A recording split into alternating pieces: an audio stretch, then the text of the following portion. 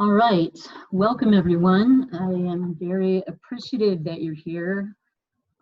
We're going to start our webinar now, and we're wanting to thank you all for being participants. You may hear a few more people signing on.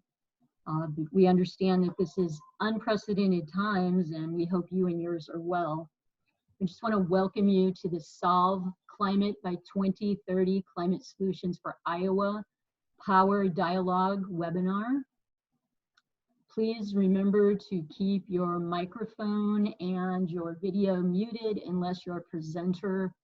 We will try to control for that. It would be very helpful if you would please kind of remember to abide by those protocols. So please mute your video and your speaker unless you are a presenter. Okay, so this webinar is hosted by the University of Northern Iowa.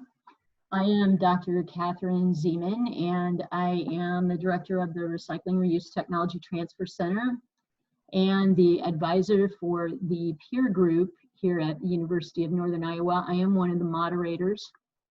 We also have with us today Dr.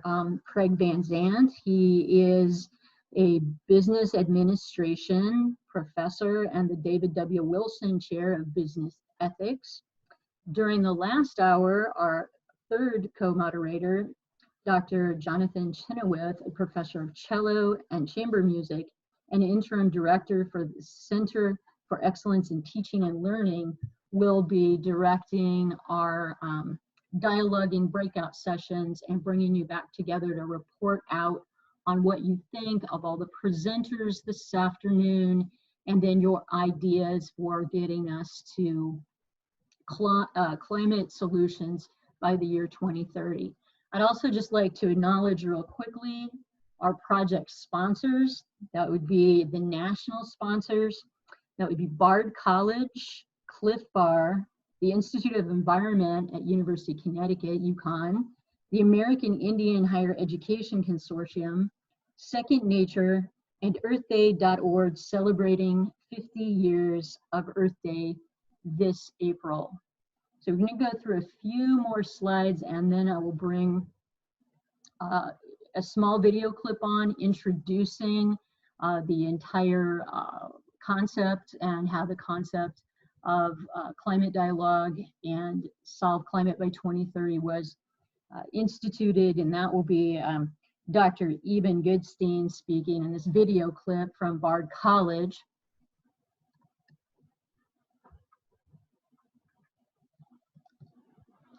Want to make note that this is a national, international webinar. There are 43 states involved in this evening. We are doing the webinar for Iowa, but it is a very large gathering of individuals from across the United States, and we do have some representation from universities from Europe, Central Eastern European University, and a few others.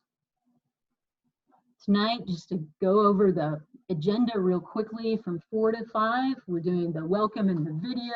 Then we will have our panelists, and I see that they have signed on, and we'll be introducing them shortly after the video. Professor Gerald Schnoor with the University of Iowa. We will get into his background a little bit more in just a minute.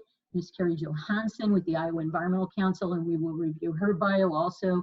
And Associate Professor Alicia Rosberg with Economics and an Administrative Fellow for Sustainability at the University of Northern Iowa. We're really appreciated to have our panelists with us. We'll be hearing from them shortly.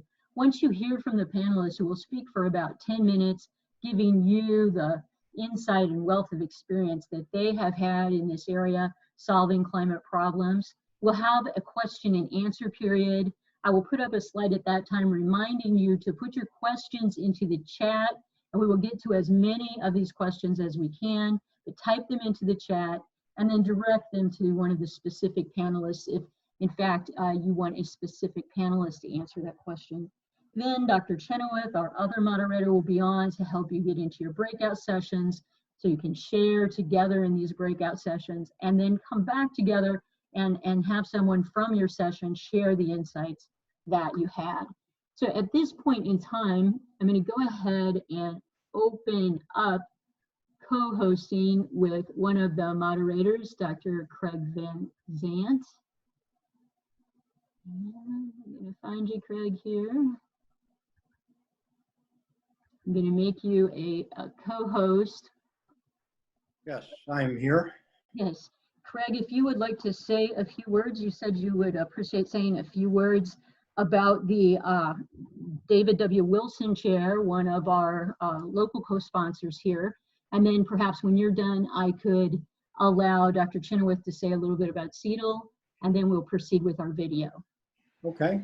Thank you, Catherine, and thank all of you for being with us this afternoon. The David W. Wilson Chair in Business Ethics that I hold was created with a generous donation from Mr. Wilson, a 1970 UNI graduate. He was a philosophy major while here and has provided the funds for this chair to try and bridge any potential gap between business operations and the philosophy side of ethics. He is now president and owner of one of the largest automotive sales and service dealership networks in the country.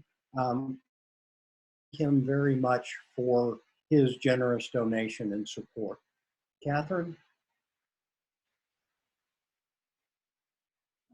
Okay, Craig, thank you very much. I'm going to go ahead and switch over to Dr. Chenoweth here, just a second, and we'll hear a word from him about CETL.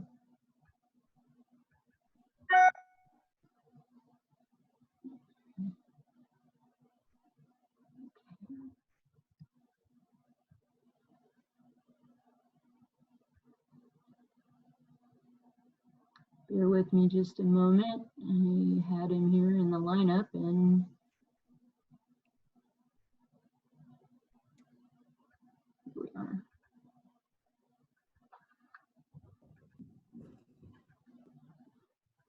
Hi, Jonathan. Can you hear us now? Can you? Yes, I can hear everyone. I can hear you. I'd like to just take a second to welcome everyone. I will be back with you to help facilitate some conversation a bit later, but no need to postpone our chance to hear from our speakers. Thank you very much. All right, great, thank you. I appreciate all your welcomes, and we're going to go ahead now, and I'll go ahead and switch into our video. So I'm going to have to stop the share for that for just a minute and go out and pick up our video.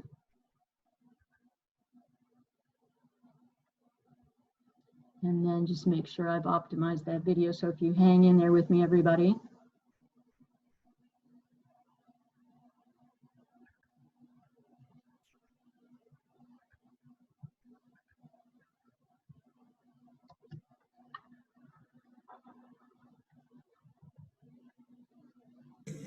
Welcome to Solve Climate by 2030. Today, universities in almost all 50 U.S. states, Puerto Rico, D.C., and several other countries are hosting state and region-wide webinars focused on ambitious and feasible things that we can all do in our cities, our towns, and states in the coming year to really move the needle on climate change. Here is the most important idea to take home today. What you do locally will change the future. Fact. The U.S. state of Georgia is a top 10 solar state. The neighboring Sunshine State of Florida has very little solar power due to outdated laws and regulations. When we launched Solve Climate a year ago, we could never have imagined that today, entire countries and much of the world's economy would be shut down, with hundreds of thousands of people ill, thousands having passed away, and our health systems overwhelmed. I take that back. We could easily have imagined this. Our health experts and scientists warned us this was coming. After SARS and MERS, they told us this was coming, and yet we didn't take preventive action, we didn't prepare. COVID-19 has shown how fragile our health and economic systems are to extreme events. Our scientists have told us clearly that unchecked, climate change will turn our lives into an unending series of extreme events. Floods, droughts, rising sea levels, pests and disease, more extreme storms and hurricanes, all of this leaving hundreds of millions of people homeless and on the move. We can change this. We still have time to change that future. Last year, the world's top climate scientists told us that we have until 2030, 10 years now, to cut global warming pollution aggressively in order to stabilize the climate at the low end. That warning was the genesis for this national and international discussion today on how to solve climate by 2030. Solving climate in 10 years, that sounds challenging. And yet fixing the energy half of climate change by 2030 is looking more, not less likely than it was 4 years ago. The cost of solar and wind power, batteries, and electric vehicles have plummeted. In many cases, they are less expensive now than the fossil fuel power that causes global warming, and they are getting cheaper every day.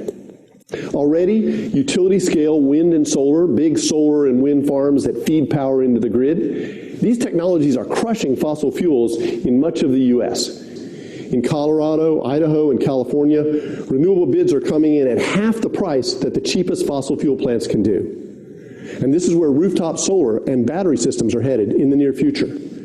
On the vehicles front, all the major manufacturers see this coming. Mercedes-Benz announced last fall that they have designed their last gasoline-powered car. Going forward, every new model of theirs will be electric. Combining electric-powered vehicles with the impact of driverless technology, we could see a very rapid transition away from gasoline-based cars to EVs in the next decade. All this progress was the result of a major technology push by national governments. Starting in America in the 70s and then ramping up with the Danes, the British, the Japanese and Koreans, the Germans, and most recently the Chinese and Indians, government policies have brought these industries to scale.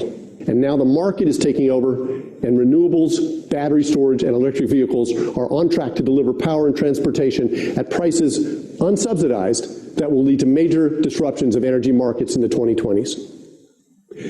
Can we get there fast enough to solve climate? Well, this is where you come in. With plummeting prices for renewables and electric-powered transports, the pace of the clean energy revolution will no longer be determined by Washington, D.C. and other national governments. Instead, the core action is going to be in your city, at your electric utility, and in your state capital. The key to solving climate by 2030 will be clearing the path at the local level to rapid deployment of solar, wind, battery storage, and electric vehicles.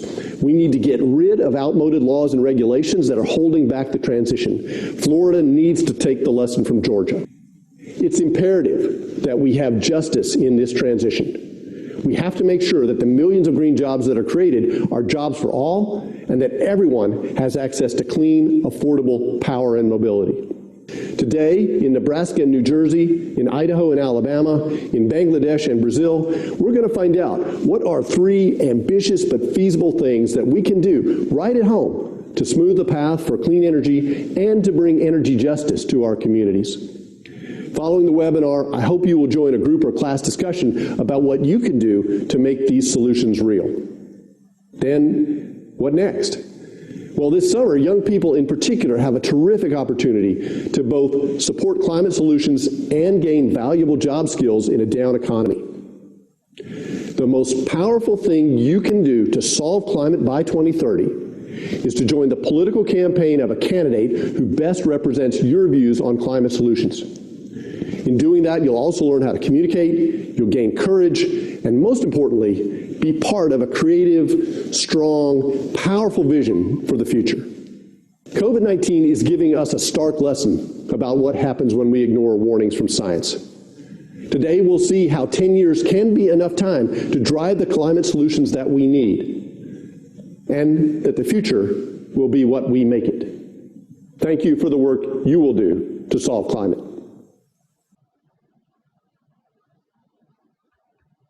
Okay, that was very interesting talk and overview designed to get us started with our speakers. And I'm now made you, Dr. Schnoor, co-host here, and I will be unmuting you here and bringing your camera online.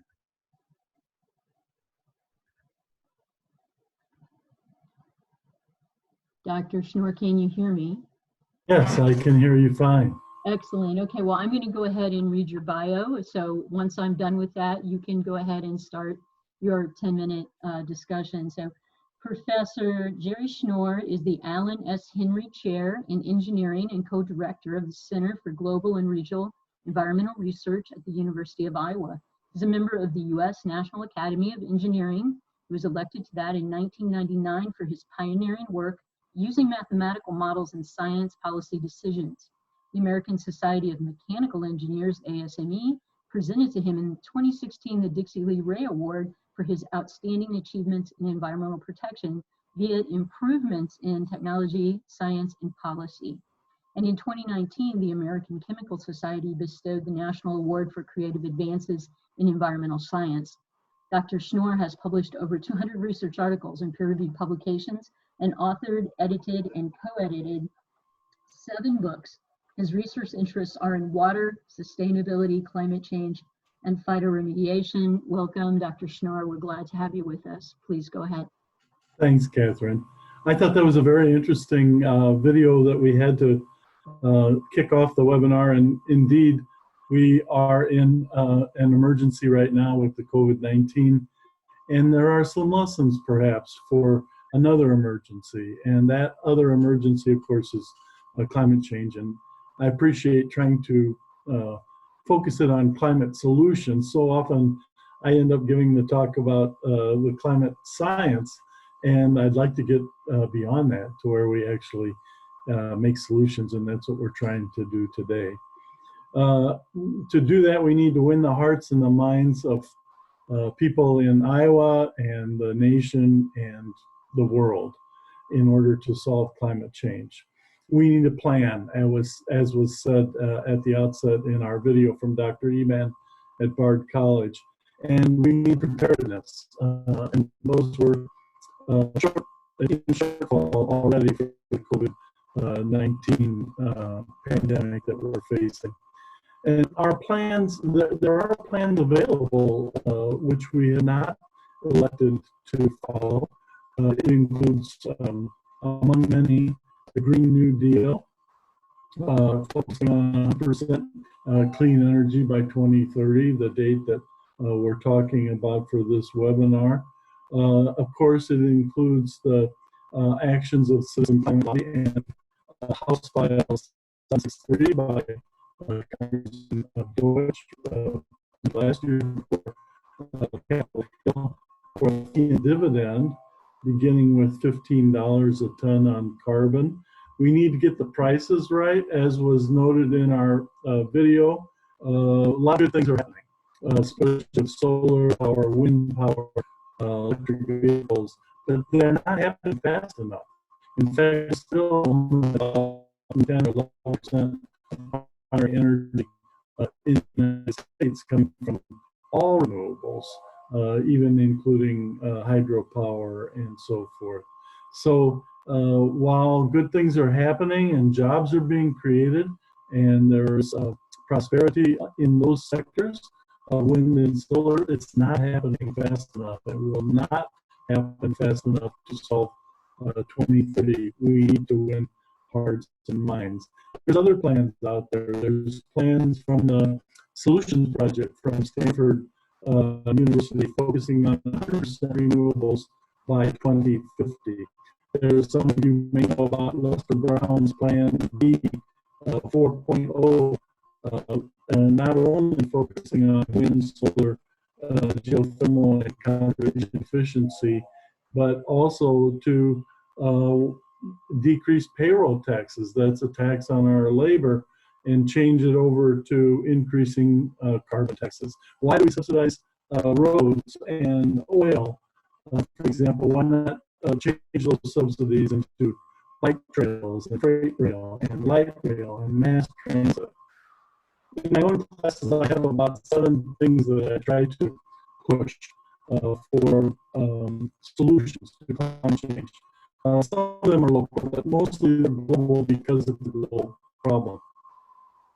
The first one that I think is just a no-brainer that we need to focus on is so-called negative carbon emissions, in particular, massive reforestation and carbon sequestration.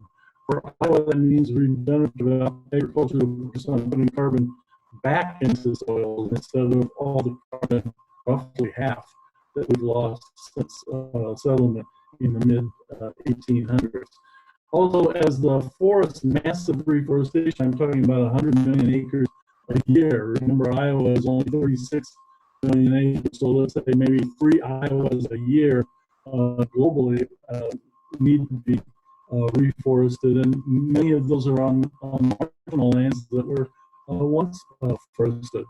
When those forests grow to climax, as you know, they no longer sequester carbon dioxide from the atmosphere and store it into wood and into roots and into soils, but rather they become carbon neutral also.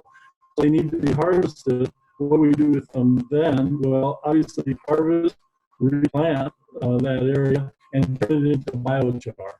Biochar causes us to sequester about half of that carbon more permanently, hopefully more than 100 years, into soil amendments and soil biochar that carbonaceous material that holds nutrients and has proven to improve yields.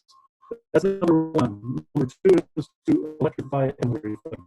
Especially as noted by our first speaker, we need a complete electric vehicle fleet. We need to hook that feed into the grid, so vehicle to grid. We need to put stored energy. We have 240 million cars in the United States. Imagine if everyone had a storage battery, and that storage battery could be connected into the grid in order to store intermittent solar and wind power when it's by the vehicle, and to have this exchange storage in a smart grid. We need to, of course, build out the grid. That means also if we're going to electrify everything, we need improved battery technology, which will create a lot of jobs and allow for storage. Number 3 on my list is comprehensive energy and climate legislation. For COVID-19, we didn't have a plan. In fact, we even let go of our CDC emergency pandemic preparedness group 2 years ago. We need a plan. I can't believe that a major country like the United States does not have comprehensive energy and climate legislation, but we still do not. I tell my students that coal, gas, in their lifetime, those industries are in distress. We have to transition out of coal, oil, and gas, the fossil fuels. We have to keep them in the ground. We can't even burn the amount that is in proven reserve right now. That's a $2 trillion investment, mostly owned by the oil companies. We have to figure out a way to transition out of that and keeping their investors whole as we do that. We need a plan. We need climate and energy legislation. Number 4 on my list, we need energy infrastructure investment to adapt to climate change that we know is already here. And unfortunately, much COVID-19 is going to get worse before it gets better. And we're going to have to pay for floods and hurricanes and wildfires in California, in the drought in Africa, and flood in other locations that flood crops. So a massive infrastructure investment to raise roads and bridges and raise up electrical utilities out of harm's way from flooding and so on. Number 5 on my list is food, energy, water, nexus.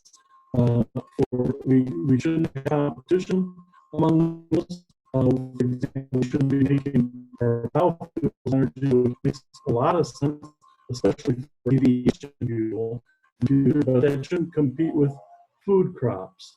And so we need to eat more grains I have tried here at the University of Iowa even to get a meatless Monday, and there's pushback against that. So we have to win hearts and minds in order to just begin to have a more nutritious diet, but also to eat more grains and save a lot of greenhouse gas emissions, less meat.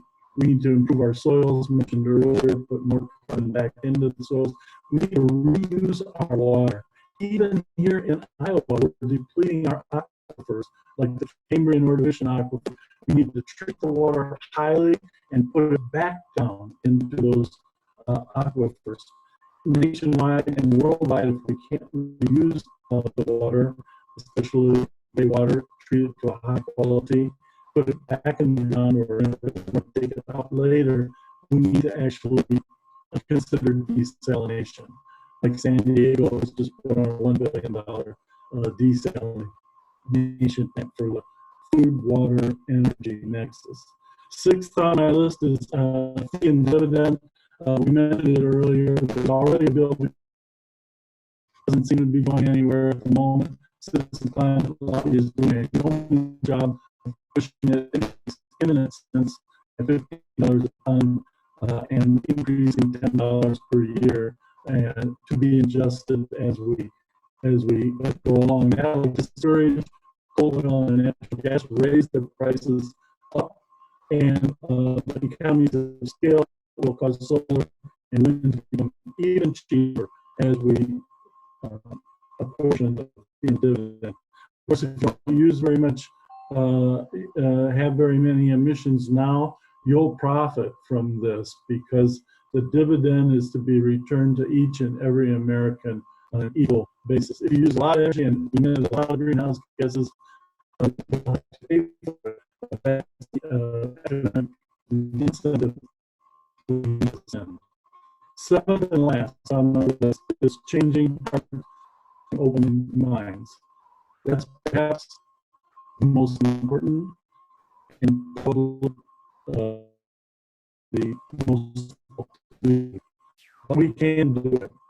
I think changing hearts and opening minds begins when we begin to listen. We have to listen to each other more carefully. We can start difficult conversations by speaking from our heart and by sharing our wish, especially in this time of the COVID-19 pandemic, sharing our wish, which I think is universal, that everyone and everyone's children need to be safe and healthy for this generation and for future generations. Sustainability is nothing less than ensuring that we have a foreseeable, healthy future for everybody, for all generations. That's my, I think, Catherine, and thanks so much to the organizers for allowing me to share with you. I'll hang on for the rest of the webinar.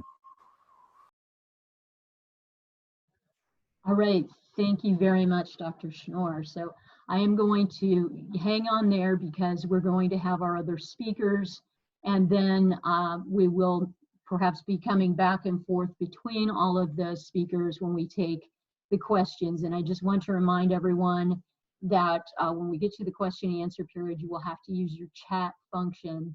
You just need to go down to the scroll bar at the bottom of your screen, and you will either see the chat function box, or you'll have to go to more and click on that so that you can get to the chat box and you can submit a question. So at this point now, I'm going to bring one of my co-moderators back on. I'm going to bring Dr. Van Zandt back on here so that he can introduce our other two speakers. Yes, thank you, Catherine. I'd like to extend a great thank you to Carrie Johansson, our next speaker. She is Energy Program Director with the Iowa Environmental Council. She leads the IEC Energy team of policy, outreach, and legal staff to pursue a vision of 100% clean energy for the state of Iowa. Ms. Johansson has over a decade of experience in energy policy, including serving as the energy staff with the U.S. Senate Agricultural Committee during the development of the 2008 Farm Bill, administering the Iowa Power Fund for innovative clean energy projects, and working as an analyst and legislative liaison with the Iowa Utilities Board for 6 years. For 6 years. In 2018, she was awarded the State Partnership Award by the Iowa Community Action Association for her work on energy efficiency impacting low-income Iowans. She was also named to the Midwest Energy News 40 Under 40 of emerging clean energy leaders. Carrie, please join us, and we look forward to what you have to say. Thank you so much, Craig and Catherine. Thank you for inviting me to participate today. And thank you, Jerry, for your presentation. Some of what I'm going to say is going to overlap with what Jerry has said and what we heard in the introduction as well. I think that's a great thing, because I think that what that indicates is that there's a game plan ahead of us. There are possibilities that are a known entity in terms of climate solutions. And there's a lot of overlap and understanding of what we need to do to get where we're going. So I titled my part of the talk today, Optimizing Energy for a Carbon-Free Future. So just to give a little overview, burning fossil fuels for energy to power our everyday lives is by far the biggest source of greenhouse gas emissions in the US, accounting for 92.7% of carbon emissions in 2018, and weighted for intensity carbon dioxide made up 81.3% of greenhouse gas emissions in that year. So that's the biggest chunk. That's the part we really need to go after is direct fossil fuel combustion, fossil fuel use for creating electricity as well. So, fossil fuel combustion is everywhere. It's in our transportation, building, heating, cooking, industrial processes. And of course, it's how we produce the most of our electricity still today. So a common refrain for those of us working in the clean energy space is electrify everything and then use 100% renewable electricity. Another way I like to think about this is optimizing energy use for a carbon-free future. And what does that mean exactly? So when we optimize, we allocate our scarce resources most effectively and efficiently. This means first using only the energy we really need. Next, it means scaling back our use of fossil fuels as much as possible and transitioning everything we can to electricity. And finally, we have to clean up our electricity production and move to 100% carbon-free electricity. So first, efficiency. Using every single BTU, therm, kilowatt hour of energy as efficiently as possible is really job number one. Technologies already exist to increase efficiency, from heat pumps to LED lighting, smart thermostats, induction cooking, high-tech insulation and windows. Is it sexy?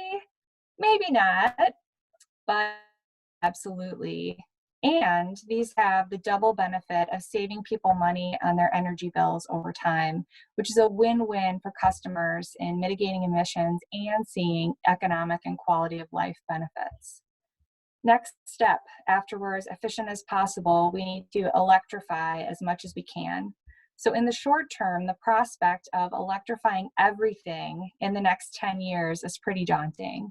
How do we transition every home away from natural gas or propane to electric space and water heating, cooking, clothes drying, etc.? How do we transition every factory away from natural gas to electricity? In the near term, we must optimize. This means first being as efficient as possible, and next transitioning as many applications as we can from fossil fuels to electricity. This is how we reduce direct fossil fuel use to a tiny fraction of what it currently is. We have to couple this with investments in the research and development necessary to mitigate what is left. Finally, greening the grid. Right off the bat, it is so critical to decommission the remaining coal plants in the United States as quickly as possible, including Iowa's coal plants, which we still have a lot of online right now today. We also need to axe any new proposed natural gas-fired power plants and direct all of our investments to renewable energy projects and energy efficiency. And when I say renewable energy, I'm really pointing to wind, solar, and energy storage. This was covered a little bit in the intro as well, but I'm going to go into a little bit more detail about just the cost of renewables and how transitioning to renewable energy isn't necessarily going to be more expensive, but it should actually be something that's good for consumers, and not just from an environmental perspective. Depending on where you are in the US, the cost of building new wind and solar is now cheaper than the cost of continuing to run old coal plants. Wind and solar have extremely low operating costs and no fuel costs. Over the past 10 years, the cost of wind has declined 70%. The cost of utility scale solar has dropped 89%, and the cost of battery storage dropped 35% just between 2018 and 2019. As production continues to scale and technology improves, these costs are expected to continue to fall. It is technologically feasible and cost-effective to get to 80% renewable energy in the Midwest with today's technology and systems. We absolutely need to get there by 2030. There is no excuse not to.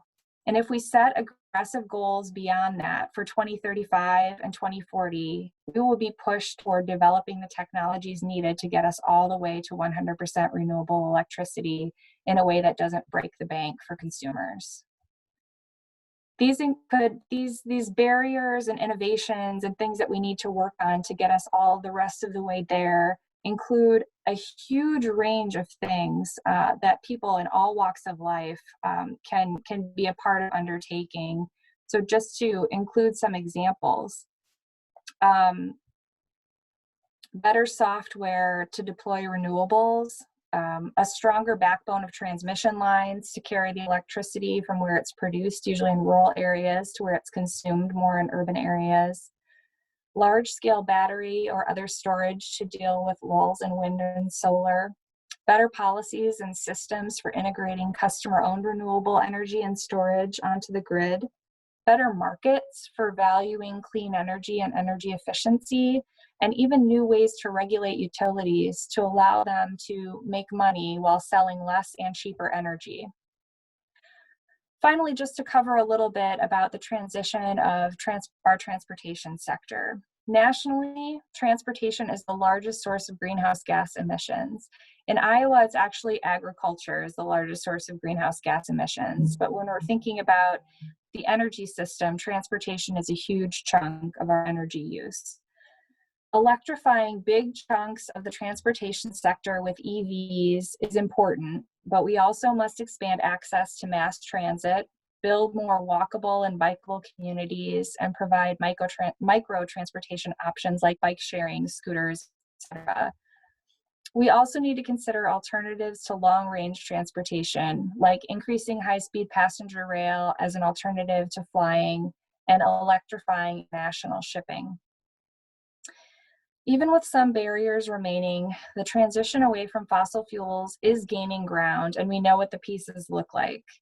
The real challenge is to focus on the policies, incentives, and research that will accelerate energy optimization by 2030 and put us on a path to move our energy system away from fossil fuels completely. Thanks.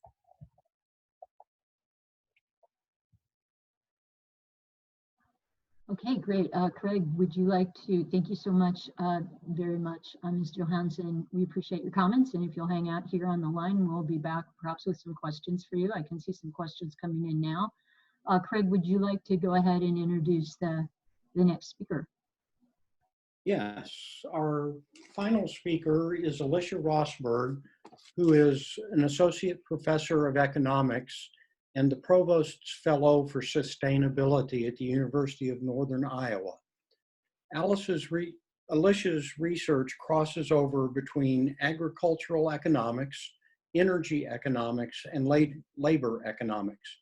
The primary focus of her research has been on sustainability-related issues, such as the economics of second-generation biofuels, sustainable agriculture, and probably the most popular, sustainable brewing.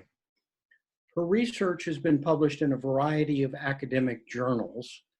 As the Provost's Fellow for Sustainability, she helps spearhead sustainability initiatives on campus, including sustainability-related curriculum and university-wide certificate in sustainability. Dr. Rosberg, I'll turn it over to you. Well, thank you for letting me have a moment here to speak today. I just want to say I'm going to also reiterate a number of the things that have already been mentioned, and I think it's awesome that there's that overlap. It does show that there's potential for action when you have consistency. So having a consistent message should show you that these are not new and out of the realm ideas. These are ideas that you can harness and use. So one of the things I want to talk about is how to approach things from an economic perspective, but also understanding that economics is mixed with sociology in some ways and behaviors, and that sometimes when even on paper it looks very obvious, there may not be an easy path to get that through. So one of the things that I like to listen to is a number of speakers about how to tackle this in a hard way. And we had we're fortunate to have Katharine Hayhoe on campus at UNI earlier this year. And I love her approach of finding to people about climate change. And for me, I always think economics is everywhere. So to me, economics is my common ground whenever I speak with people. And I feel like no matter what, people care about their bottom line, they care about their income. It's going to be something that I can speak to. And as Jerry noted, speaking from your heart and being genuine about it and understanding. So one of the things that I want to emphasize is when you speak to people about this, even when you're talking about policies, understanding the constraints that people are facing. And even if it looks like long run, this would be the best choice for, say, a business, that they may have short run constraints that you need to keep in mind. So from an economic perspective, though, even if they have this issue of short-run constraints, we know that action today is going to provide a lot more economic stability than inaction, because inaction will lead to havoc and economic instability in the long run. Unfortunately, a lot of the policy that we see come through in terms of energy and climate change is reactionary. And reactionary policy can be very inefficient, and it can be very costly in the long run. We're realizing it right now with this situation with COVID that reactionary policy is not necessarily turning out to have the best outcomes for a number of places. So Dr. Goodstein pointed that out in the introductory video, that this unfortunate emergency we're in now should illustrate some of the consequences of being inactive. So in economics, we have this thing called the precautionary principle, which basically says that prevention is typically much less expensive than mitigation. So that would say in climate change, prevention is the preferable policy option on the table, instead of trying to have ex post attempts to control the issue when it has taken a foothold. In some cases, we're seeing some of the results of climate change already, so we are mitigating, and those costs are expensive. And we need to approach policy a little less about starting with the conversation of what's politically feasible. We need to start about what's the most efficient and economically sound, and that's going to meet our environmental target. Politically feasible is very important, and I understand it's critical, but that tends to be the thing that's brought up first. So if you're trying to think of ways to approach this, if you're trying to think of how you can act, I think there's a number of questions that you can ask yourself. And I tried to write some of these down just so I could give you some takeaways. First of all, locally and statewide, what policies need to be reconsidered? Jerry said there's a number of policies that are very bad right now and need to be reconsidered. Why do we subsidize oil? Get rid of the subsidized for oil, put it equal playing field. Then in a pretty near term, a lot of solar and wind is going to be on par with it, even without subsidies. But just make the playing field equal. We just need to get rid of some of those. Understand that heterogeneous problems call for heterogeneous action. Without a national carbon fee and dividend, which I'm a very strong proponent of, and most economists are, there isn't really a one-size-fits-all. So when we're talking local, there may be some low-hanging fruit that we can grab with certain policies, but we have to be creative and might have to have a bundle of policies to attack things. Within this, what policies need to be reconsidered locally. Look at the incentive structures that is placed locally. How is business development? Is it sprawling? Is it more looking at trying to keep things concise? How's transportation incentivized? What's the cost structure at your local utility? There are a number of local utilities that have what I would call a perverse incentive built in. They have tiered structures where as you consume more electricity, it actually gets cheaper per unit, which has a pretty bad economic incentives. There's reason for it. It helps encourage investment by larger companies into your area, but that is not when we have climate change, that may be a cost that we shouldn't be bearing. Another question is then, how should we harness economic incentives to improve them? Is it a carrot situation with incentives, or is it a stick situation where we need to put a stop to things? One of the things in Iowa is big agricultural practices. So as Jerry noted, regenerative practices, how do we incentivize farmers to make that choice? Farming margins are super tight right now, if not already in the red. So how can we encourage them to make choices right now that are hard for them when they have short-term budget constraints? And how do we put those in place for the long run for them? And there's a number of programs, but we can harness that more locally and statewide rather than relying on federal ones all the time. And in order to do this, when you're talking about policies, Dr. Goodstein mentioned in his video, being involved. So this would be learning about your local politicians, your state representatives, your national representatives, and being involved and helping them to understand the trade-offs. They have people they have working for them, but you can be involved and learn yourself and help to push them. One of the other questions I want you to ask yourself, when you're talking to people and you're trying to make a difference, what constraints are your local community members and decision makers facing? And make sure you frame your conversations with that understanding, because compassion and understanding will go a long way, rather than telling somebody that this is what you need to do. It makes economic sense. Why would you not do that? So recognizing their short-term budget constraints can help ease and help people understand where you're coming from with a policy. And especially with small businesses, time is one of have enough of. So if you can come alongside them, if we can have programs that can help aid them in that. I know at UNI, we have a number of programs through the Iowa Waste Reduction Center, through CEEE, through RTTC that have gone out and helped a number of these businesses who don't have time do energy audits, do sustainability certifications. How can we harness then those types of programs to help them achieve this when they don't have the resources themselves? Also, with that, can you identify a very well-respected opinion leader who can be a champion of whatever effort you're going for? So this kind of crosses over to sociology. I do a little work in community-based ag practices, and it's very important to find a well-respected opinion leader who will help lead you and come alongside you when you're making these efforts.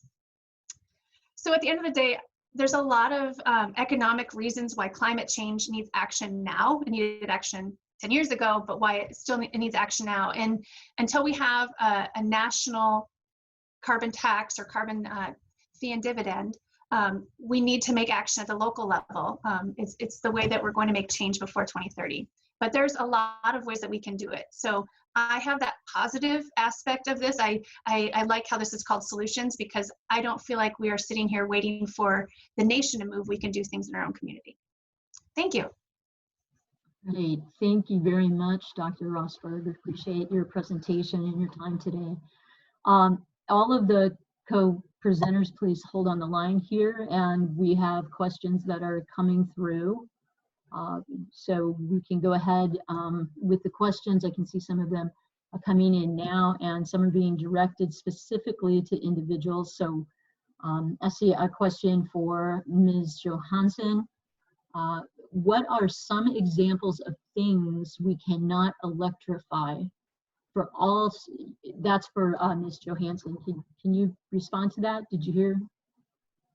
Yeah, so I think that when you look at what's available with today's technology, I think that there are industrial processes that require really high levels of process heat that it is not feasible to electrify with current technology. So there are some that use lower process heat, but some types of metal processing, and I think that there's still work to do in understanding what we can and can't allow the industrial sector. I think we have a much better understanding of like commercial and home electrification and those types of applications. It's just when you need a lot of process heat, that's where we run into questions. I might add, this is Jerry, that combined heat and power, do you agree, Carrie, is really efficient? And I know Europe in particular has made a good headway for neighborhood steam heating, burning biomass sometimes, or from digester gas or whatever. And combined heat and power is some steam heat at the universities. We cogeneration or combined heat and power, and that's a very efficient system for heating all the buildings. Yeah, definitely the district heating and cooling systems are great, and yeah, CHP, absolutely. Hey, thank you both very much. I have another question that's come in for any of the speakers. So anyone that get to your unmute button quickly, and then if others have a viewpoint on this. So for any speaker, what role, if any, does nuclear energy have in our future?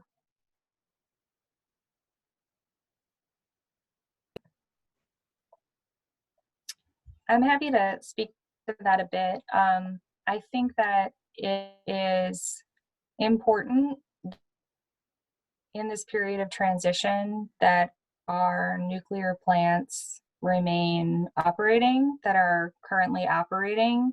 I know that that's not happening across the board because of economics, but certainly from a carbon standpoint, I would rather see that carbon-free electricity maintained on the grid rather than continuing to run coal or having increased coal.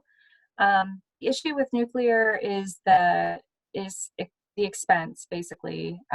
Building new nuclear is incredibly expensive. We've seen cost overruns at the sites where they've tried to do this that are just in the massive amounts of money. And so when we're thinking about how to do this transition in a cost-effective way, the fact is that renewables are cheaper. They're the cheaper way to do it right now. This is Jerry, and I agree with that completely, Carrie, but I might add that, as you said, nuclear is so expensive. Who's going to invest billions of dollars for something that's not going to produce for more than 10 years? And besides, our goal is 2030 in this webinar, and so nuclear has no help for us, I don't believe, in the next 10 years. I do think there's 2 units still under construction in South Carolina, I believe. But in the but I think that we can't disregard nuclear for the maybe even thorium power or more modular units, because it is a very low carbon fuel if we can make it cheaper and increase the public acceptability. And of course, the safety record in this country has been very, very good compared to almost any other energy system that you could think of. So I don't want to rule out nuclear, but it's not going to help us by 2030. I'm pretty certain of that. And I agree with Carrie. Well, triple down on that. I agree.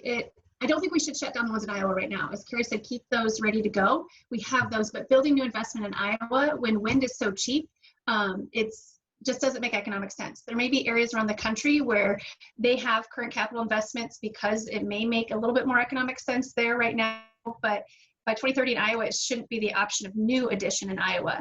And a lot of the added cost too is regulation because of the safety concerns over time. So if we put a level playing field, if we recognize some of maybe the regulations that have been put on nuclear are because of that acceptability. So there's a lot of force that are very heavily oversighted because of the social unacceptability of it.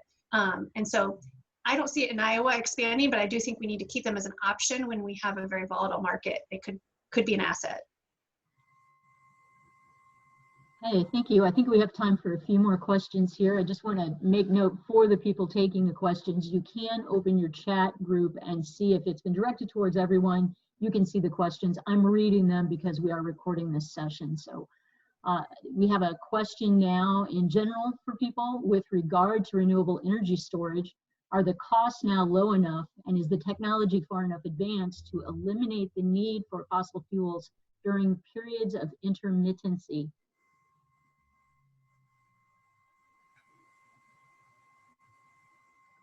I'm sorry, could you repeat the question one more time? Absolutely, I'd be glad to. With regard to renewable energy storage, are the costs now low enough, and is the technology far enough advanced to eliminate the need for fossil fuels during periods of intermittency? So intermittent periods where wind or solar is not, converting electricity from solar and insulation. Well, I defer to Carrie, but I would say that we still need power, and right now it's being given by coal and natural gas. We need to transition out of those. So we need to think about, and that's because, to answer the question directly, storage is still expensive. Even though the costs have come down, as somebody said, storage is still expensive. And so it doesn't get us out of the conundrum of needing some base load power, at least in the next 10 years, as I see it. Yeah, I think that storage is, I think maybe in the 5-year time frame, they expect it to become where it would be very competitive. There are also a few things I mentioned in my presentation that are really tied into this question. That's not just as simple as how much storage costs, but how do you value it in the market? Storage can provide, not to go into too much detail, but it can provide a lot of different services.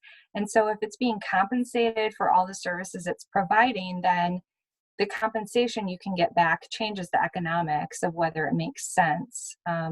There's also, the notion of a changing understanding of what base load generation means. Or if you deploy transmission on a large scale, then you can balance out load and generation more easily. And so even if you have a lull in one location, you've got the wind blowing in another location, you can move the energy around to where it's needed. So storage is one piece of what's like a really complicated kind of puzzle of all these different energy assets that are just, it's exciting to explore, but it's complicated. But yeah, I would say like as an energy resource, we still have a few years to go.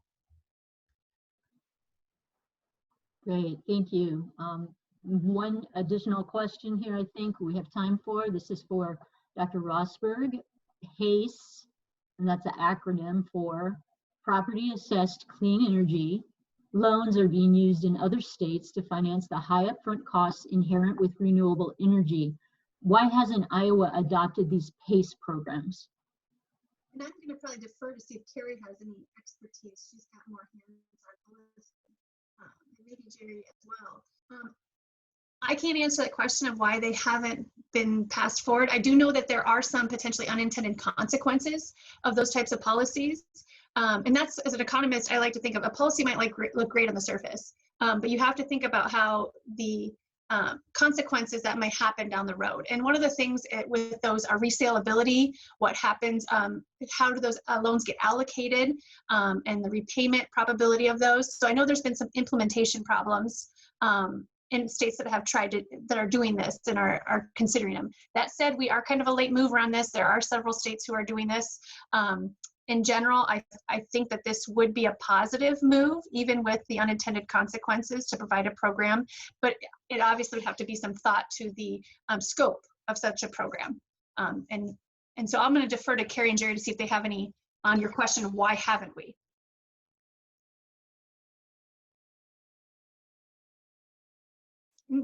Apparently not. Yeah, I think it's just been kind of a political, just for political reasons. I think that it just takes, you know, building political will and support, and, you know, getting things moved at the legislature.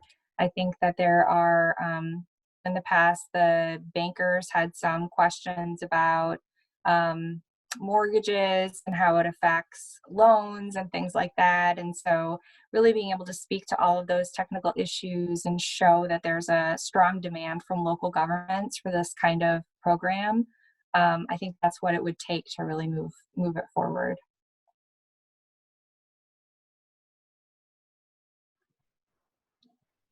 Okay, we are just 1 minute away from our transition point here. So we had a couple of additional questions out there, but they would really like us to make sure we have time for breakout sessions.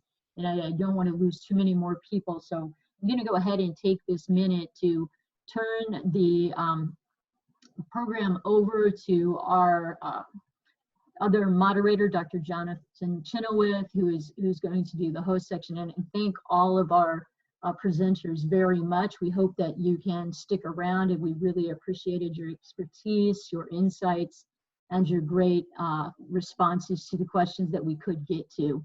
And it was just, it's nice to see we had a few more questions out there, and unfortunately maybe they can get those answered in the breakout sessions. So I'm going to go ahead, Jonathan, and I'm going to make you the host of this event. All right, thank you, Catherine. I'd like to strike a balance in this next section between channeling your conversation and letting it be a free participants. There are a lot of there's a lot of experience there among those that are tuned in. So I will be putting some questions up to channel your thoughts, but I also encourage you to pursue the lines of thought that are on your mind, and not to be limited by that. Further, I'd like to say we are going to go into breakout rooms, but if you see somebody among the participants that you would particularly like to have a chance to interact with, could you send me something in the chat? If you click on chat and then change the everyone bubble to me, I will try to channel that request so that you can connect with folks that you want to. So let me sketch where I think we might go with this group conversation, and then cut you loose. this is where we turned it into a community conversation, and where we are paying particular attention to action that individuals can take and groups of individuals that we initiate from this point. And so I'd like to recap the challenges that came from our panelists. Jerry Schnorr's challenge, how can we win hearts and minds to solve climate change? And Carrie's challenge, how can we optimize the energy mix for a carbon-free future? And Alicia's, how can we harness an economic mindset to combat climate change? So those topics ought to be maybe the topic sentences of our movement forward. I'm going to put in the chat a link that will allow everyone to access a shared document where your ideas can flow freely. I'm going to take a moment to do that now. So please excuse my brief absence. Yeah, hold on and I'll be back. I had intended to get this up in the chat and I was just spellbound by the conversation. So let me take a moment now to get that available to everybody.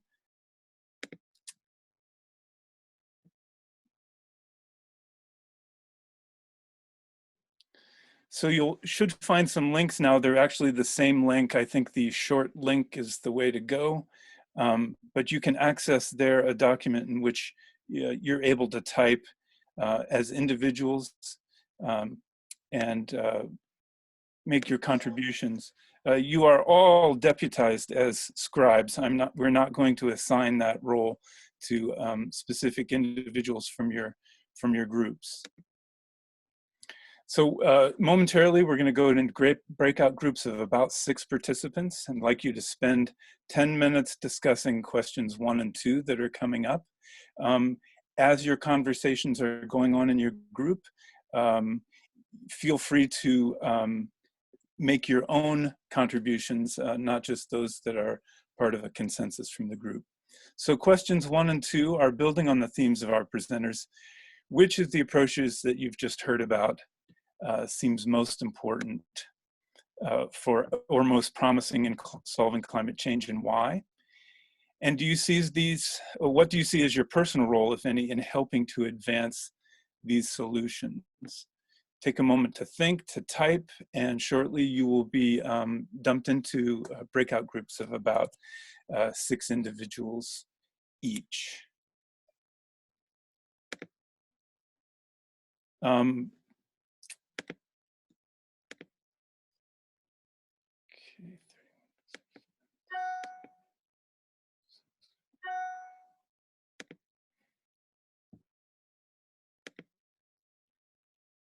Again, I'll be looking in the chat for your special requests.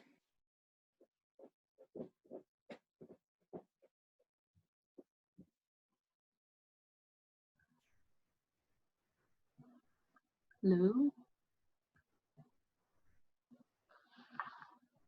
Hello, are we unmuting? Hello, yes. Oh, hi, Trevor. Hey, guys. Hello.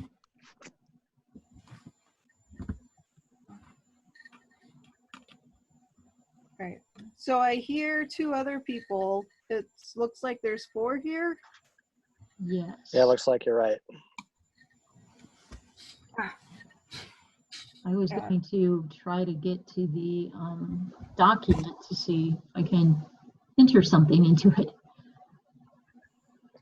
I'm doing it mobily, so I can't really.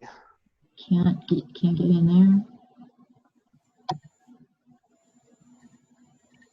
But if they're just questions, you can read them off or. Yeah, I'm going to give it a try here. I'm trying to log in. Okay. Yeah, I'm there. So I guess I could. Oh, it's requesting edit access. Let me send the request to Jonathan and see. I may have to pop back and send him a chat. I might have to.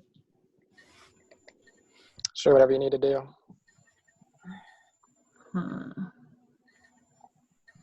Actually, since I gave him the ability to be the host, I think I don't have that ability anymore. I turned it over to him, so yeah, no, I do not. It doesn't look like I can. Okay, looks like it's closing soon. Oh, that was quick. Yeah, it's saying it will close in 16 seconds, 15. So I guess we're going back. Yeah, I guess we are. Maybe he needs to give us a password or something. Okay, I think you're right. Okay, we'll hang in there. Snafu with the document not being accessible. I hope that is now fixed. In the chat, if you can let me know if you're able to get in there. But I think given the number of participants we have here, right now I'd like it to be broadly open, the conversation, versus broken up into the smaller rooms. That may change if we get 60 people again. Okay.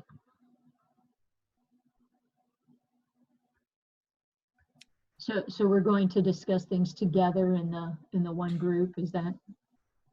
I was just looking at the numbers, which were down to 7 temporarily. I think maybe that was due to folks trying to access the document and failing. But Yeah. I'd be up for any feedback on best course of action. I just want to make sure the folks that are with us feel they can contribute. Do you have access to the document, Jonathan? I do, and I changed the sharing to anyone with the link should be able to access that. Have folks tried? Yeah, we tried and we couldn't get in because we needed a password or we need a permission from you. Right. Maybe you could, if you've opened it, maybe you could just send us all back to our breakout rooms again, and if we're able to get into it, we can go ahead and. Right. Are you able to click on that link now to confirm the? No.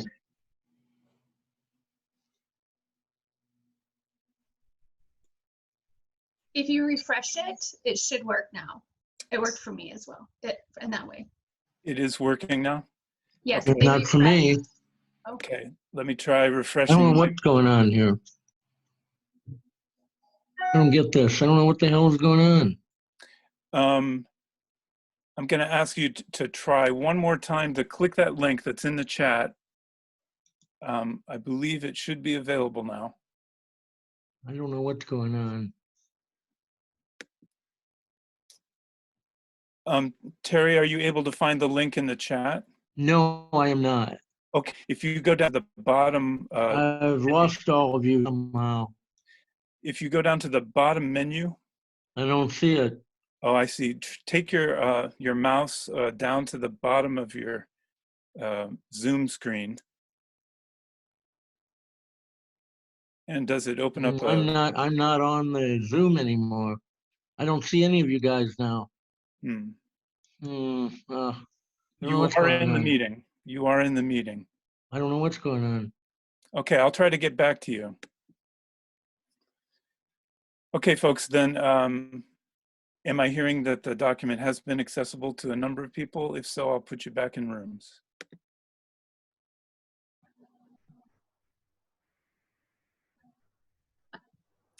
I think you could go ahead and try and put us back into the room. I wasn't having success, but I copied the first link, so. Okay.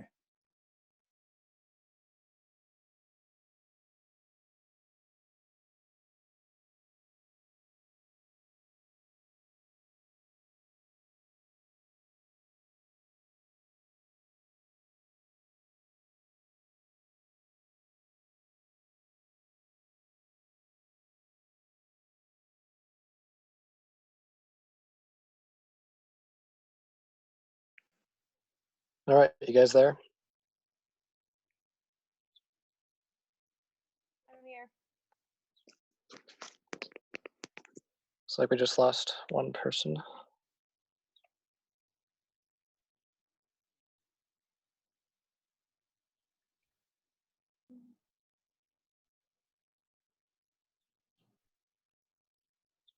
Oh, there's Timothy.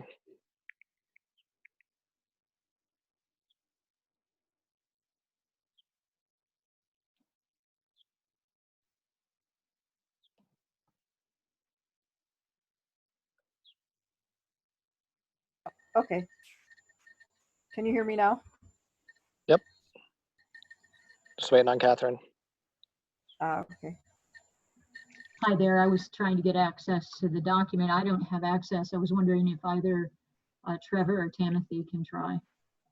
I can Yes. see it now. Oh, can I type?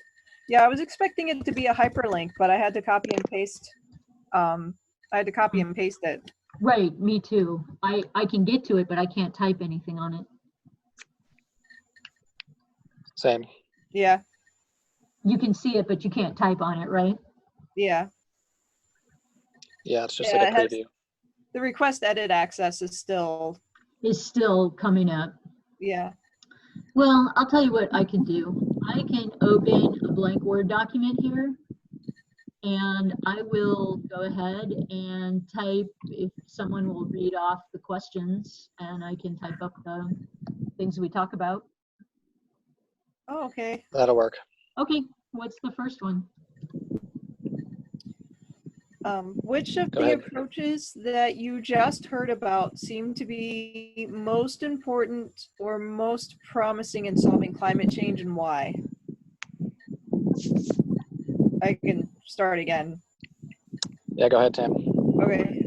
Which of the approaches that you just heard about seem to be important or most promising in solving climate change, and why? And for reference, he put the 3 names above and their challenges. So for review, Gerald's was, how can we contribute to winning hearts and minds to solve climate change? Carrie's was, how can we contribute to optimizing the energy mix for a carbon-free future? And Alicia's was, how can we contribute to harnessing an economic mindset to combat climate change? I do like the first one because I think the mind part of it involves the economics and finances of it, but also the hearts, you know, appealing to the emotional side of things with, you know, things that will help with health.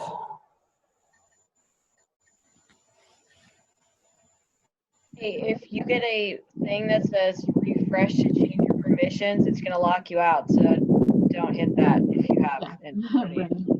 Okay, good to know. I'm typing away, so far I'm hearing hearts and minds are is a favorite approach.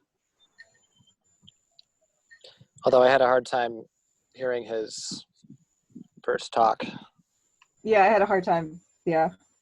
Yeah, there was a very large number of people, 62 at that point on, and people kept signing on and off, and I think that it was dragging the bandwidth down a little bit. Yeah, but I do like the that approach in the question. Okay. What do you like most about hearts and minds? I mean, do you think that mainly we've been appealing all this time to hearts and minds, and what have we missed? Because there's still so many people who don't seem to see this as an urgent issue. Yeah, one of the presenters talked about how you just need more than facts, the mind side of things. And I also think it depends on just the person who is in front of you. So there are some people that the only thing that will change their mind about this is if you put the economic numbers in front of them and say, this is how much it will cost if we don't do anything, and this is how much it will cost if we do something.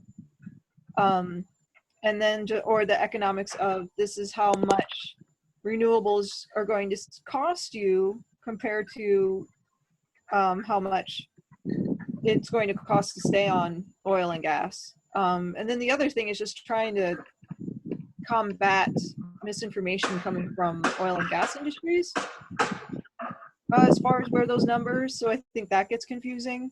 But there are people that when they see that, oh, this is going to lower my energy bills, that makes a difference. But for other people, just fact after fact after fact just feels a little bit overwhelming. And that's where kind of where the hearts and minds part comes in, is if you can appeal to the, well, do you like having spring days because summer is going to be longer and when spring is going to be shorter, and is that really the way you want to live? Or this is going to be the human toll in other places as far as floods and stuff like that. Is this really the world you want to live in? So I think it just kind of depends on who it is in front of you that you're trying to convince. Okay, so you're saying just make sure that they understand the personal impact from the technical issues. Yeah. Okay. Interesting. Anybody else have something they're thinking about with any of the other approaches? With the other speakers, you know,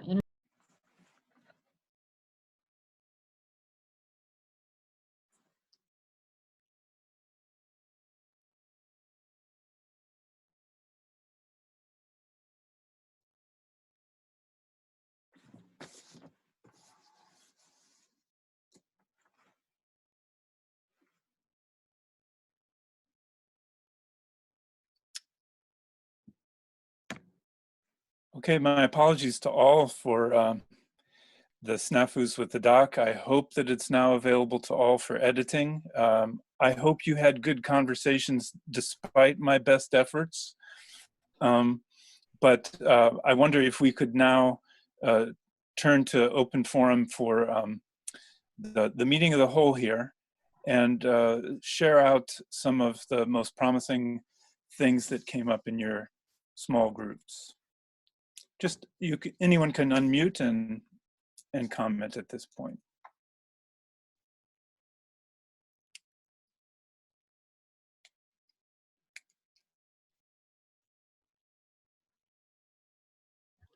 okay, Jonathan, I can go ahead and share back some of the things that we managed to talk about. The first question. This is Catherine, and we were discussing the approaches that are important, which ones were the most important and why. And people in my group tended to favor the hearts and minds approach, but they wanted to make sure that people had facts and understood how climate change was going to impact them personally, so that it would try, so they could try to remove some of the short-term thinking that occurs. Make sure that people saw economic numbers that meant something to them. So rather than seeing things in aggregate, seeing the numbers so that they could understand what it would mean for their personal life. Make sure that we combated misinformation, and that part of the information they were receiving was their pocketbook issues. And then I think that was the main focus, to make sure that they understood what it meant to them personally. And by the time we got that discussed, we were just ready to kind of start talking about the importance of the business community and the energy mix. And then we had to come back. Well, I wonder if it would be useful to try to focus on those ideas that individuals can engage. And I don't mean by that just in their own households, but what kinds of civic action lead to immediate change that I know it's important to fight for legislation and to move through those channels, but I'm wanting people to feel that they have channels for empowerment that exist to them as individuals and groups that self-identify. Okay, can I talk? Can you hear Yeah, me? please.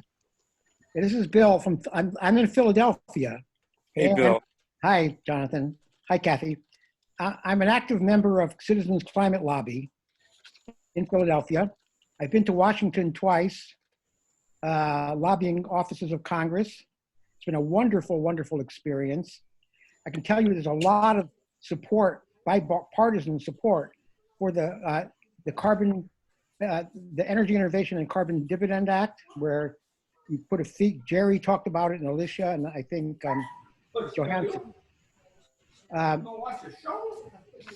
Hello, am I on? Yes. Yeah, and so I've been doing that. Also, personally, I started a PowerPoint presentation geared to grandmas and grandpas, giving talks to grandmas and grandpas, talking about going to bat for their grandchildren to combat climate change and what they can do about it. And so I've been giving talks on that. I just want to share one story with you. When I was in Washington, I was with a group of people who were petitioning a Republican congressman's office and about getting this Dividend Act passed. And he was moaning and groaning and, about not being able to do anything about it. And one of the people on my team was a high school kid from Texas, Republican, staunch Republican from a Republican background. He said to the congressman, look, if you don't do anything fast, you're going to lose a whole generation of young Republicans. We don't have time to sit back and do nothing. And that for me was so encouraging to know what the young people are doing and how much they care about this issue.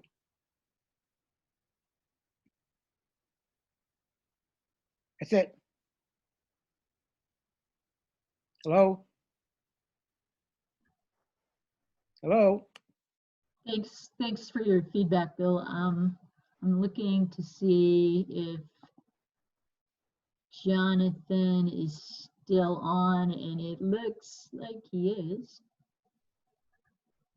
Jonathan, are you with us there? I am. Oh, okay. Yeah. I wondered if we could call upon Mark Welford to offer some thoughts for the group. I'm very pleased that he's joined us, but I'm not sure that he was able in his group or through the document to share. Well, I had a chat in the group. I don't know where that really went. I still can't access the document. But the concern I have in any discussion of climate change is not necessarily, well, we tend to emphasize on the production of energy without the discussion of the consumption. Certainly that was the case in the three people who chatted, and also the different scales at which we can enact change. And that is at the individual, the kind of group, and then at the legislator. And you know, the talks that went earlier were conflating all three and weren't really giving a clear notion of what is possible for individuals. And I think that's important. I think it's important also then to talk about groups that you can get together.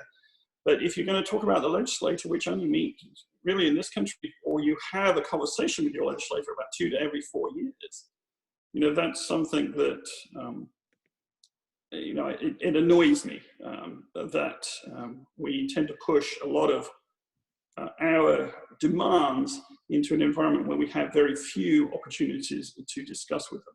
So for me, talking about what individuals can do or local groups, I think is much more empowering than talking about talking about legislature. I mean, for the example, electrifying rail lines. I mean, we're talking about billions and billions and billions of dollars worth of investment at a time when we're running out of money because of COVID. It doesn't seem like a very good idea to be having that discussion. We can look at what COVID's doing very tragically, and we've got lots of people dying, which is terrible. But on the other hand, you look at the reduction in pollution levels and the reduction in GHG emissions, it shows you that consumption, a change in our personal consumption would have a massive change in the amount of emissions. So I think it's, in my mind, having just written a textbook on this, it's maybe a better environment to talk about what individuals can do at this time, because we can have an impact. I mentioned it in my group. There's no contrails out there right now. I mean, I can look out there, I haven't seen a single plane flying. You know, that's a radical change from 3 months ago, or even 2 months ago, maybe a month in the case of the United States. And we're seeing improvements in pollution levels. In other words, they're dropping. So, you know, I think we need to talk more about that. we are not legislators. I think we can leave that, and particularly in this country where we have such limited opportunities to discuss stuff with our legislators every 2 to 4 years, I think in this environment, individual change is powerful. Thank you. I wonder if there are individuals who are with us now who could speak to local efforts within Iowa, if you'd like this opportunity to get the word out about what you're attempting and to maybe gather some more interest among those that are still in attendance here. I'd also say that while those folks are reaching for their unmute button, that I've tried once again to share a link. This should be to a document that you can edit, but little perplexed by why that's not working, and my apologies for it. Would anyone like to speak to their specific efforts here and let us know what you're up to?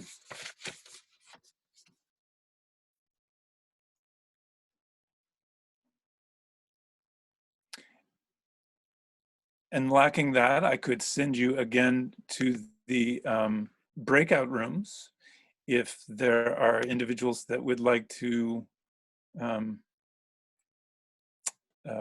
if you'd like to continue with the conversation, I can show you where we were with that. Are you seeing my screen now? Questions 3 and 4? I think not.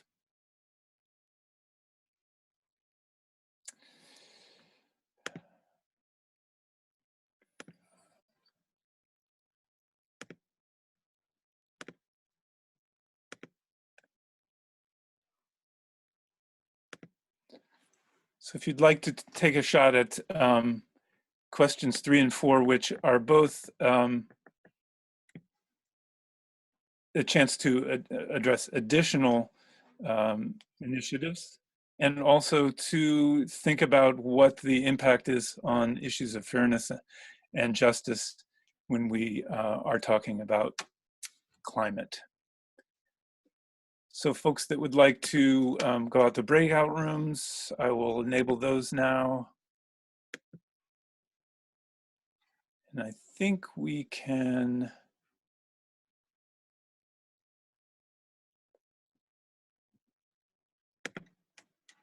go to it.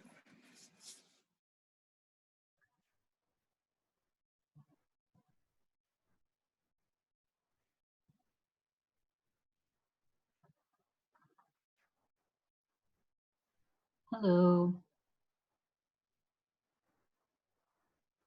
Can you hear me, Timothy? I keep forgetting to unmute, so I talk and I'm like, hi, and then oh, no one can hear me. I understand. It's kind of it's a challenge to get used to this, and you know we're professors just trying to run these programs, and usually we have IT people who can help us, but with the COVID outbreak, all of them are so buried in just teaching some other people just like how to put their classes online that they were like, you know what? You're getting promoted to running your own webinar. They were like, oh, wonderful, thank you. So we're doing our best, but it is a challenge. I'm going to try and see if I can get into that that web link. Were you able to open it this time? Have you been able to? The new one he sent us, I picked it up. I'm going to see here.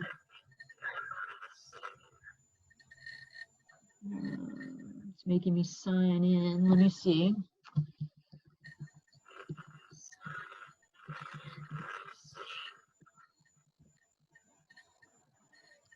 You know, we have done a lot in the PEER program, which is a Panther Initiative for Environmental Equity and Resilience, to try and talk about and address equity issues, and you know how we can assure equity. So like climate justice, how could we? Oh, I can type on it now. Amazing. So we can help. Yay! Yay! And in fact, you know what I'm going to do? I'm just going to transfer our responses from the previous one. And we will have our contribution in there. Because I had typed them out. There we go. Okay, so do you have any thoughts, or are we the only two people in here this time? I'm here. Is there somebody else here? Yeah, I'm here, Alyssa. So. Oh, hi, Alyssa. Okay, great. Glad you're here. What does everybody think on these last two questions?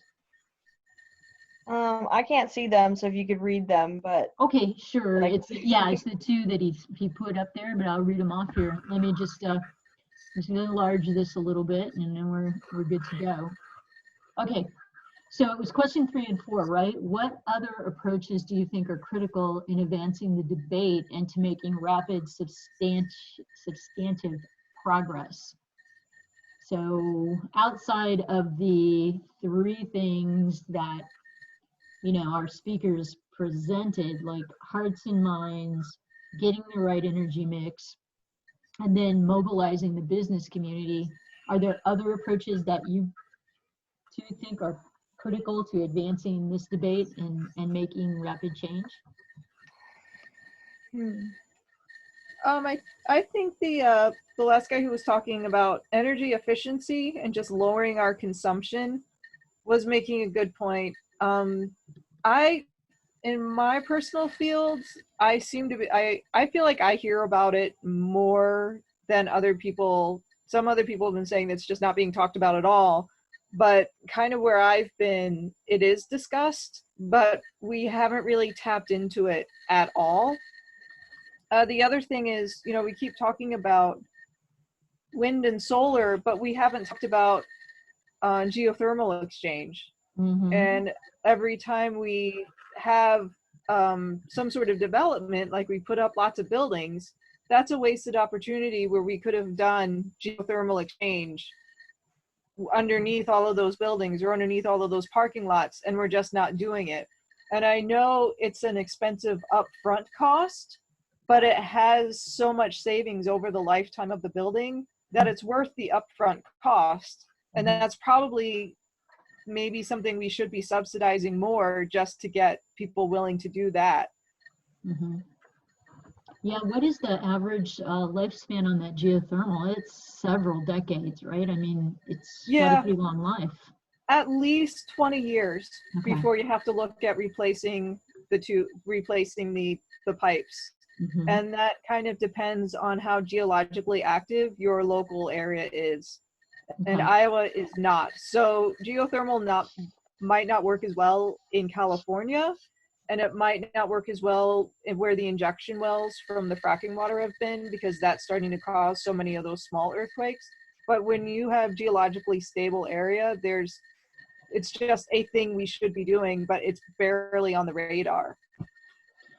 Yeah, I don't know if maybe either one of you have read something or know more about this relative to what I've been reading. I'm under the impression that our battery storage is getting better all the time, so that we could have a real veritable mix of energy generation options. And with the better battery storage that we're having and it's coming online, and I thought Tesla had pushed this forward a great deal, that we were going to really be in a new sort of game changer mode, and not withstanding the fact that we now have solar and wind that's cheaper, right, than fossil fuels. Yeah. So have you all heard the same thing? I have, but I think part of what we're running into is it's sort of been talked so much about, it's just around the bend, it's just around the corner, that I think there's a little bit of too much hope in it.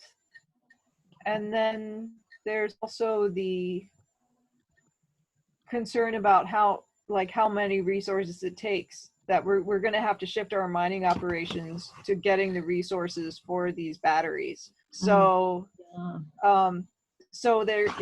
it's ecological, it's environmentally better to have the battery storage, but we're still going to have a lot of mitigation and really make sure the mining operations for these materials are done, aren't exploiting the local populations of the people who live there, and aren't just people profiteering off of this and taking the same shortcuts we've been seeing with oil and gas. Okay. I agree with you definitely about the rare earth elements that are part of the mix in our electronics, the batteries. I had worked with a postdoc from a university of, in Finland, at the Oulu University in Finland, and we were trying to get a, before this whole COVID thing, we were trying to get a European Union grant to look at mining landfills. You know, landfills are very well constructed now, right? And they have to be constructed in specific ways under the laws in the United States, so that the leachate and the gas that comes off of them is collected, but they are guaranteed to fail over time. So they will have to be like dug out to some extent, repaired, remediated, that type of thing. And it would be so much better if we could just manage them as an ongoing recoverable, you know, mineral site. And then you would be constantly monitoring them. It would also be a source of income. So it was just something we had thought about.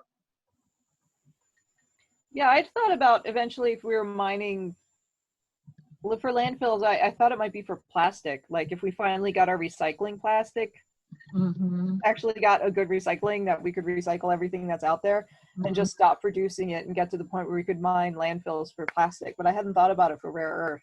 Yeah, well, yeah, that's one of the things we wanted to try to establish was the ore content. You know, how many rare earth elements were present versus like a natural ore content.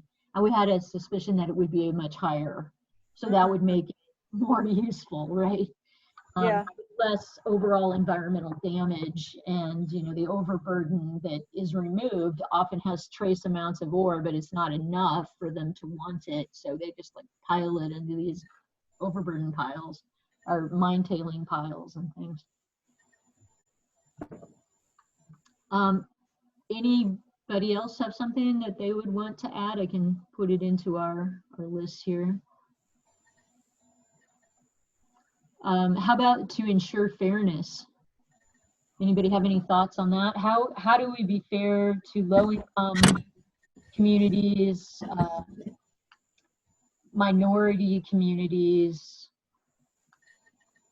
so that we don't cause them to bear the disproportionate burden of any of the environmental costs that might come along with renewables? Yeah, I think that was, I guess, that was kind of answering. Yeah, I already talked about that a little bit before about, you know, wherever these mining for the rare earth minerals are, is that we make sure the local population is protected and not exploited. And the other, I think the other thing is the cost of getting solar panels onto a house is that much more expensive. So it's trying to figure out how can we get things like, because you're not going to have huge wind towers in the middle of cities. You can have smaller scale windmills, and that technology is coming along. But when you have solar panels for some of these more urban minority areas, then we need to think about, well, how can we have like rooftop solar for apartment buildings? And how do we do that? Because a lot of these people, you know, if you're renting, your landlord doesn't care what your utility bill is, so he's not going to make those investments in the building to make it energy efficient. So how do we make the driver to be beneficial for the landlords to be willing to make those investments into building efficiencies so that the people live there don't have to use as much electricity? Yeah, absolutely. And maybe grant and loan programs and that type of thing that would definitely, you know, it makes you wonder too if some small businesses that are low income or minority owned could be made more profitable by forgivable grant or loan programs that put in alternative energy or energy saving approaches, right? Yeah. That then could be making cities more sustainable and yet would be attractive to those groups who feel priced out of the market right now.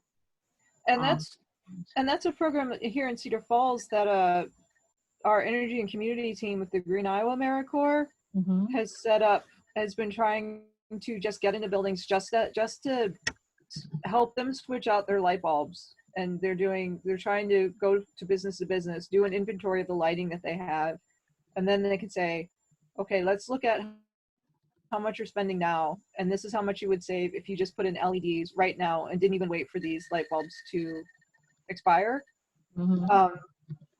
And with the, so just to give them that information, because with the outdated lighting that they have, there's so much energy being used that it's almost more energy efficient just to throw them away halfway through their life and put in LEDs than it is to let them sit there and burn and burn and burn.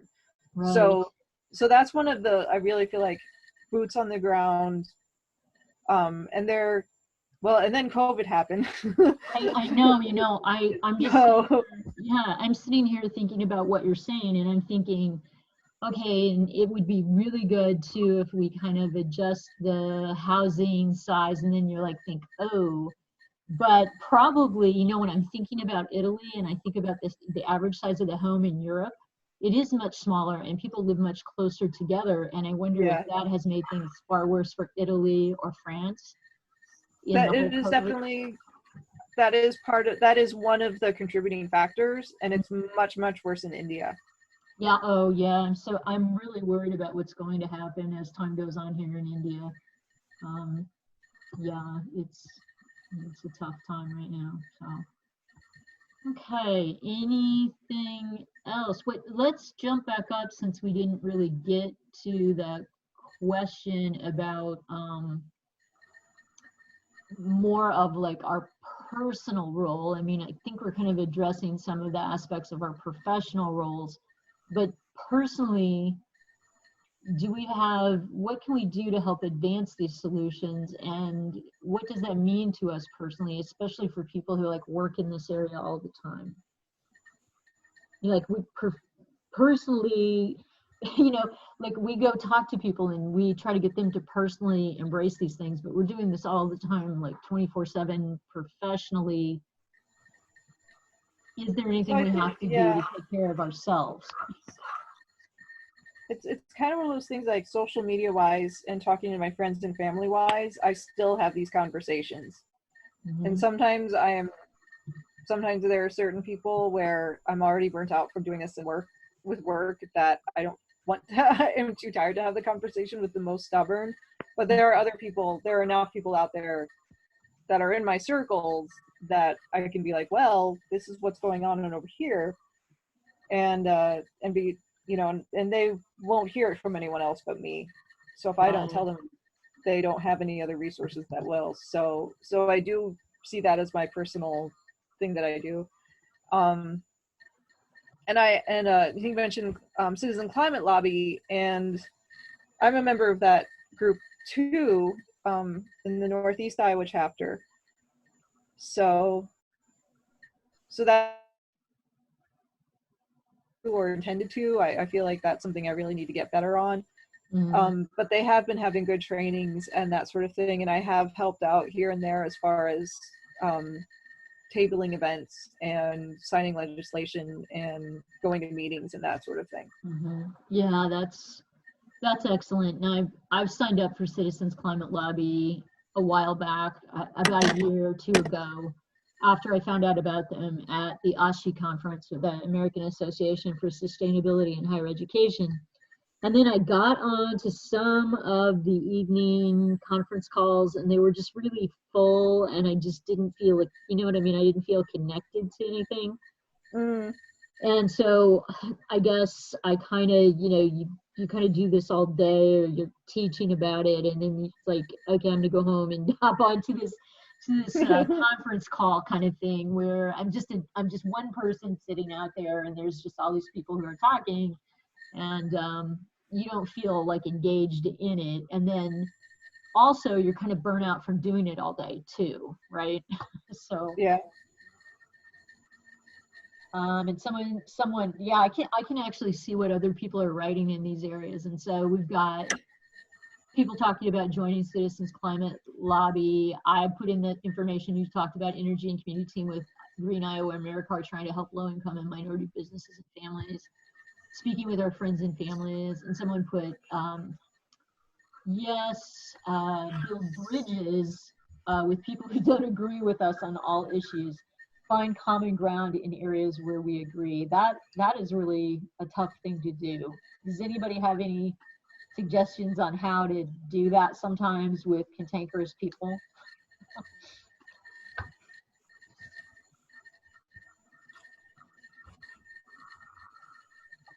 I really wish I did, because my dad is one of those hardcore Republicans that you say, oh, something about climate change. And they say, well, I don't know about climate change. And you're like, what do you mean you don't know? It's like, well, let me tell you.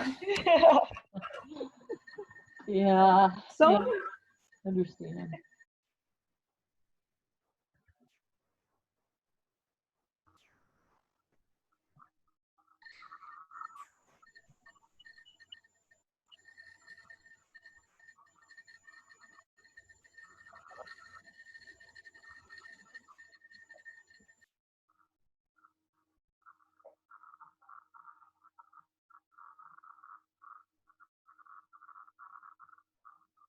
Hey, you're muted. I was apologizing for my use of technology, and I guess there's one more. Snafu is speaking to a muted mic. Thank you all for participating. This is one more opportunity for us to gather any thoughts for the group of the whole, the 16 that are still joined here. Apologies for making that difficult, but the document was populating in these last several minutes, and I hope that you'll take the opportunity to drop any last thoughts in there or to share out to the group right now. Feel free to unmute and share any thoughts that were particularly compelling to you.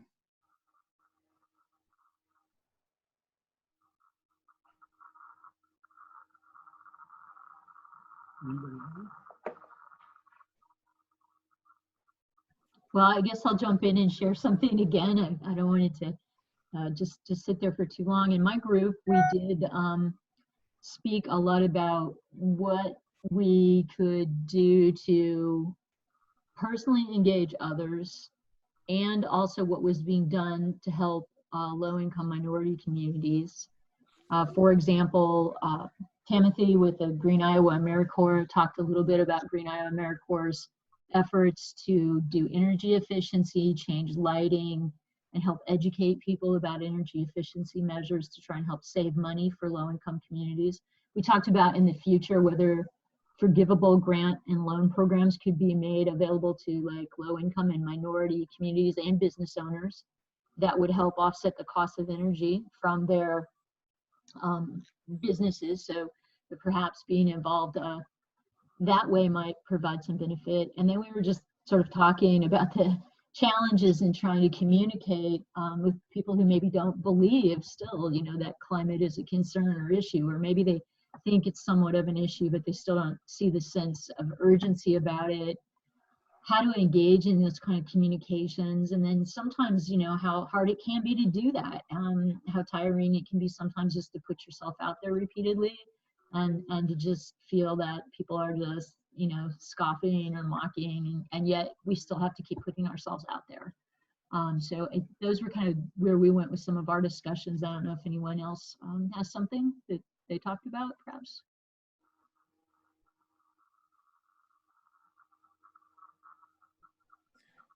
Was anyone discussing lessons learned from our international mobilization in response to this coronavirus?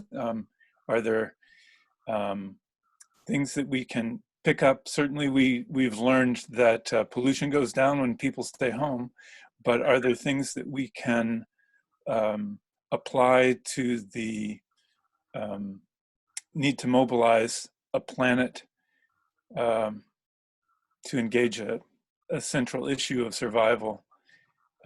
Things that we're picking up now that can be part of the plan to address climate.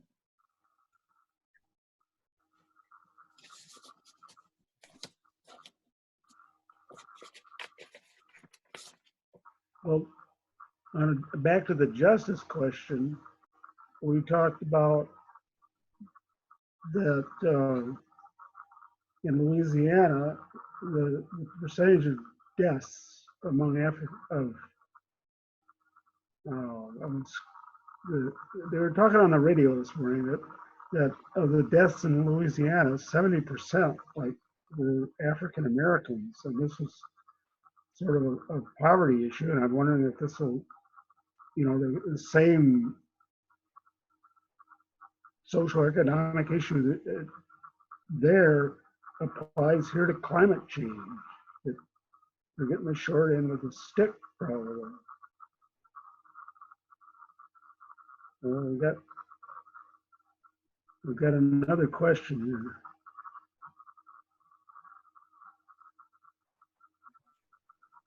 I agree there with Jack and what he just said, in the sense that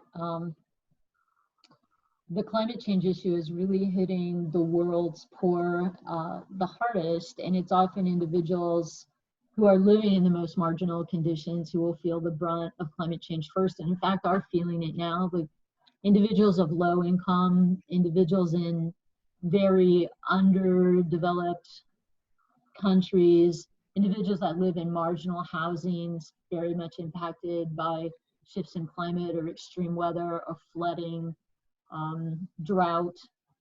So yeah, the world's most at-risk individuals are the individuals who feel the brunt first. And the same thing is happening with COVID.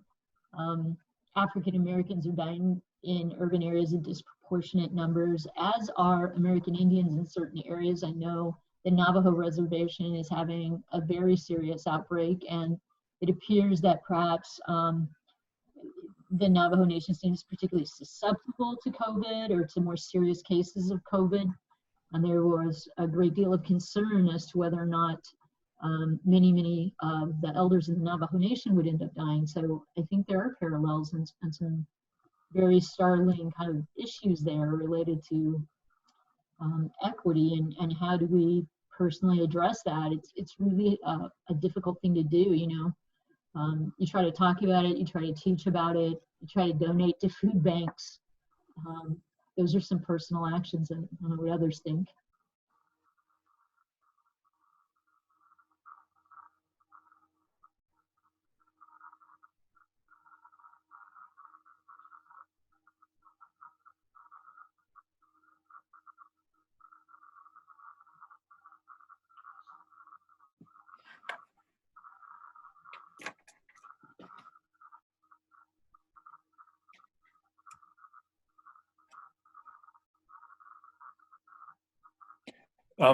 I'm just reading from the chat Mark's comment that the case of fighting ozone depletion is maybe a case study that can give us some sense of confidence that we can address such issues, planetary issues, when we follow the science and see that it gets into legislation.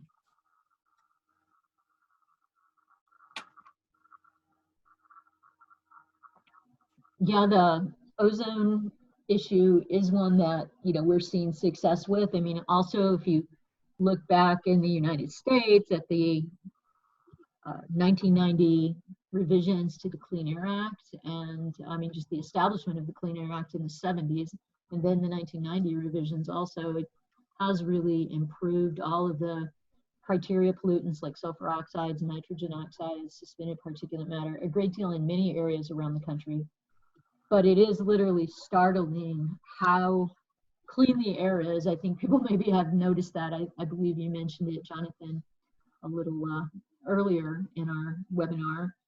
And how clearly, if we could switch to electric vehicles or, even to vehicles that are cogen, gasoline, electric, the majority for our transportation, and shift to a real serious focus on alternative energy sources, whatever they may be. I mean, when we were in our group, Timothy made the point about utilizing some more of the geothermal energy sources. I mean, we would be in a situation where suspended particulate matter in many of our cities would be just a minor issue, and that would improve people's health and their lung function and their resistance to pathogens. We know that people who are exposed to a lot of suspended particulate matter are more susceptible to bacteria and viral infections in the respiratory system. It triggers heart disease issues. And we also have seen recent studies, and the National Academy of Sciences reviewed them, which is why we've got the message to wear a covering over our face in public too, that in areas with a lot of suspended particulate matter, the viral load is higher because the viruses can literally attach to the very tiny 2.5 micron size suspended particulate matter. The virus itself is only like 0.017 microns in size. So there's all these viruses that can be attached to these suspended clouds of particulate matter. If somebody happens to sneeze or they're carrying it and they're just like running or walking vigorously, they're expelling, that, and it's associated with the pollution in the air. So.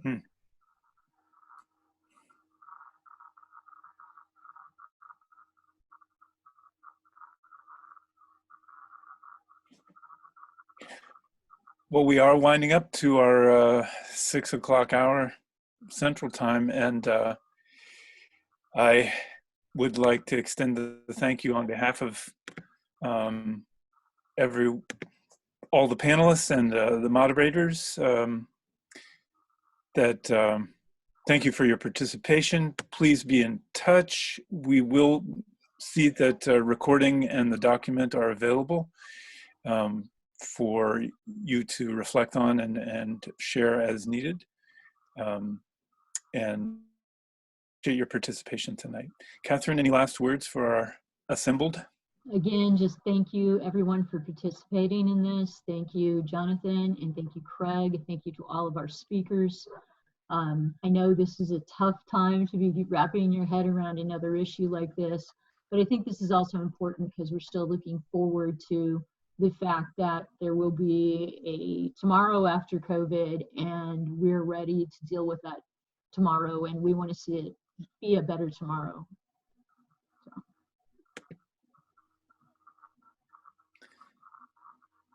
Well, thank you, everyone. Stay safe, and I hope we've got some reasons to be heartened tonight by the collective wisdom of our group. Thank you very much. Thank you. Thank you.